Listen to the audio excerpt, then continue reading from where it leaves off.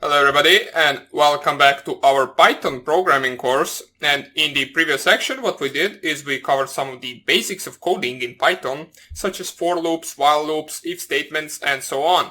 We also introduced ourselves with different types of variables, strings, integers, floats. We saw how we can convert one to another. Basically what we did are basics.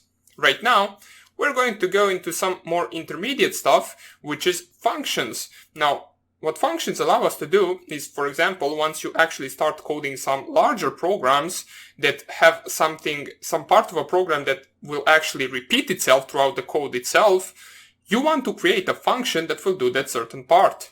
That's how you can actually call that function every time you need it without coding the same part of the program twice or multiple times.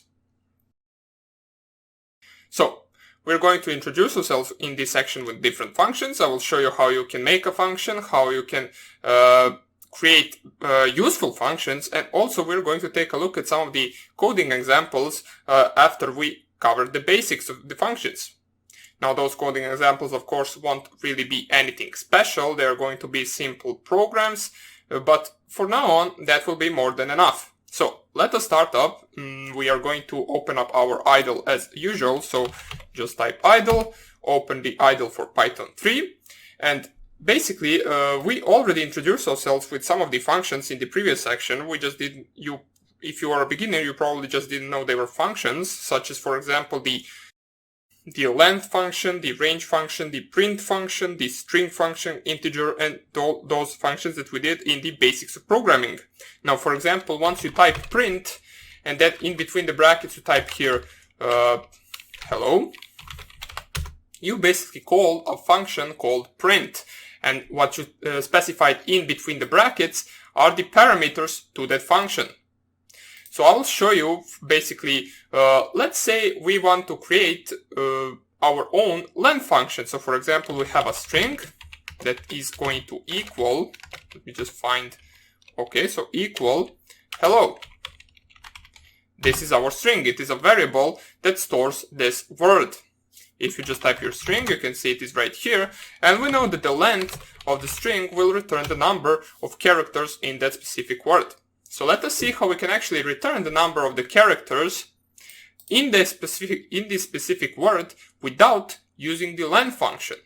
Now we can use different functions, but we cannot use the length function. But before we actually do that, let me show you how you can define a function itself. So for example, let us create a function, let us create our own printing function. So we don't want to use print and then something. We want to, for example, use my_print, and then in between the brackets we specify what we want to print. So in order to define the function with a specific name, you just type here def and space, and then you type the name of the function that you want to create. In our case, let us say we want to create my_print. So this is the name of our function, and that function will take, a parameter of the string itself. So string right here. Now don't worry, I will explain everything twice so you don't get confused. Now this is basically the parameter that we are going to paste to this function, and then once you press here enter, you can see that the code will become indent. That means that you're coding the part of the function itself. So right here we want to create print, and then we want to print the actual string. So print string. We press here enter, and there we have our own function. So right now if we just type here if we create a string1 to be equal to let's say football,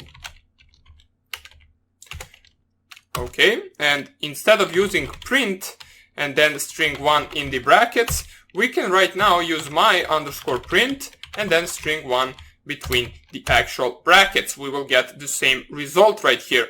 This is because we created our own print function that actually uses the print function itself that is inbuilt in the Python in order to print the string. Now this is not really anything useful, but this is just an example of how you can define a simple function. Now there are different types of functions. This one specifically was the one with the parameter, since we specified something in the brackets themselves. Now, you can specify a function that doesn't have any parameter in it. For example, let's say you want to create a function that will always print hello world. So def hello underscore world underscore print. Now you can call it anything you want. I just call it like this. And in between the brackets, we don't specify anything. We add the 2 dots after the brackets. And now we want to code the part of the function that will always print hello world. So 2 single quotes and then hello world. Now we have a hello world print function that every time once we call it, so you can see right here, if I just type here hello underscore world underscore print and add the closed and open brackets, you can see it will print hello world. Now, once again, this is not a useful function. This is just an example. As I said before, the functions will be used once you need to cover a large part of the program that you will reuse later on, so you don't actually type it twice or multiple times. That's when you use a function. Right here we saw 2 different examples of a function with the parameter specified that we paste into the code of the function itself, as you can see right here. And one of those is the one that doesn't even have any parameters. It just does simple work such as printing hello world. It doesn't need to take any parameter needed. So right now let us see how we can actually return from the function. So sometime you actually want to return something from a specific function. Let's say our function is a little bit larger now, so let us actually code something useful. For example, let me just open a new file. And right here, what I'm going to do is I'm going to import a library that we used before, which is the random library. Now, what I'm going to do in this program is I will pick a random integer between 1 and 5, and then I will print a different statement for each number that the actual random library picks. We will do that using a function, and then we will print the actual string. Now, let me show you. So we imported the random library. You remember the actual random.rand integer function that we used before, which will generate our random number for us. But before we actually do that, we need to code the function that we're going to use. Now, functions are almost always coded at the beginning of the program, and then down below you're going to code the actual program that will call those functions. So first of all, we need to code the function. Define get number. And what this function will take as an input is a number. Simple as that. Now, since we don't really know what we want to code for now on, we're just going to leave it right here, and we're going to code the rest of the program right now, and we are then going to go back to this function and code it appropriately. So, we want to first of all generate our random number, so we're going to use a random underscore number variable, which is going to take a random number using the random library. So random.rand integer. We're going to take a number from 1 to 5, as it says right here, return random integer in range A to B, including both endpoints. So 1, 5, we want a number between those 2 values. Then what we're going to do is we're going to call this function and store its value into a certain variable. So what we're going to do is we're going to call a variable pick. So pick will be equal to get number from the random number. Now, if you're confused, don't worry. I'm going to show you right now what we're going to do, and then we're going to print our pick. So this is the actual entire part of the lower program. All we're left to do is actually to code the function itself. Now, what we're going to do right here is we're going to use an else if statement in order to check out what number we got between 1 and 5. So we paste the actual number or the random number to the function right here. So make sure once you actually paste the random number to the function, you need to use the actual word that you specified between the brackets. So you can't really use random number right here. You need to use number, since that is what we specified between the brackets. Now, between the brackets, we could have specified anything, such as, for example, number 1, 2, 3, and then we would have to use a variable called number 1, 2, 3. But for now on, we're just going to use number. So if our number that we picked from the random integer between 1 and 5 is equal to 1, what we're going to do is we're going to use our return from the function, and what we're going to return is we're going to return a string.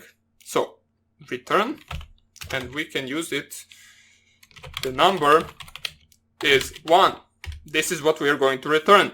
So if the number that was picked was equal to 1, the actual value that would return into this pick variable right here would be the number is 1, since that is what we are returning to this variable. Now, if the number, or else if the number is equal to 2, we're going to return the number is 2. Simple as that. It's really not that hard to understand. And we're going to do this for the for every possible outcome. So 3, return, the number is 3.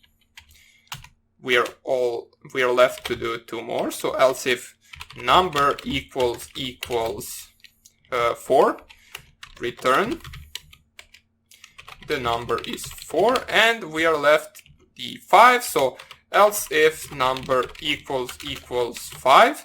Now you don't need to use else if right here. You can also use else, since this is the last actual available option, but it doesn't even matter. We can also use else if. So else if the number is equal to 5, we're going to return the number is 5.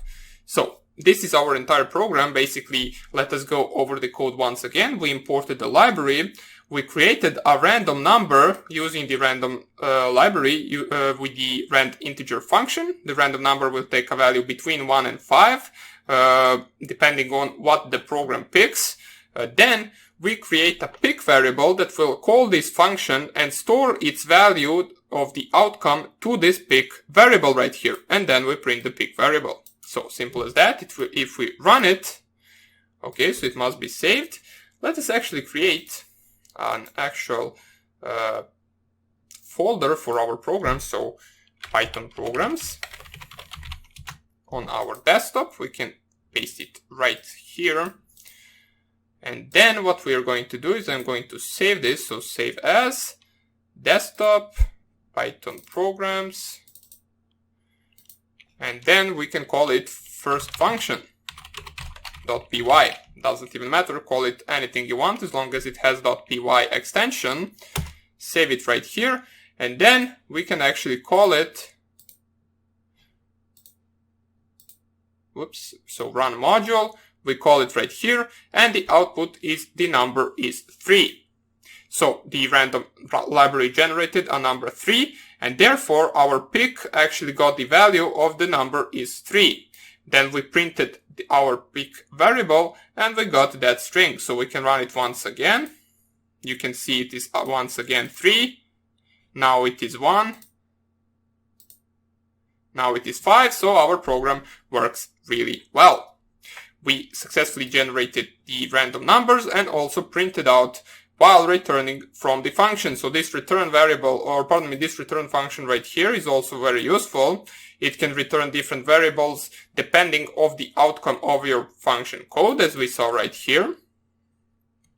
Now the function can also be non-type, as we saw before. It can basically return nothing. So the function doesn't have to return anything from it. It can just perform a simple task. The most simple example I can show you of that is basically just creating a variable. Let us call it simply just variable, and using an already inbuilt function which is going to print something. So print, and we print here football. Now variable basically doesn't store anything. If you just type variable right here equals to none, what will pop out is it will say it is true, since our variable really didn't store anything, since the print function doesn't return anything from it.